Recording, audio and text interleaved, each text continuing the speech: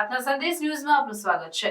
વડોદરામાં આંતરરાષ્ટ્રીય મહિલા દિવસ બાદ પહેલા રવિવારે એટલે કે આજ રોજ મહિલાઓએ 3 કિલોમીટરની સાડી રનનું આયોજન કર્યું હતું, જેમાં 280 જેટલી મહિલાઓએ ભાગ લીધો હતો। ગોત્રી સેવાસી રોડ પર આવેલ ડીકેથલોનથી રન શરૂ થઈ હતી અને ડીકેથલોન ખાતે પૂર્ણ થઈ હતી।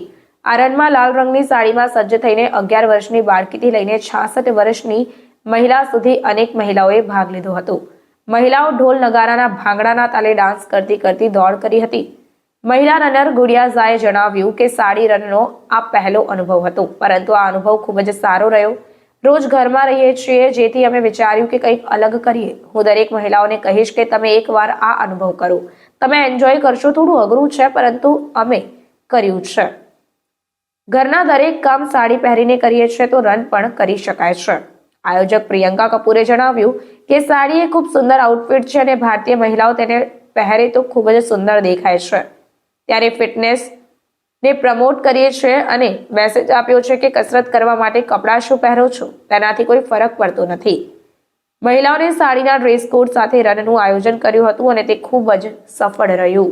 પ્રાર્થના સંદેશ ન્યૂઝની તમામ લેટેસ્ટ અપડેટ્સ માટે ચેનલને હમણાં જ લાઈક, શેર અને સબસ્ક્રાઇબ કરો।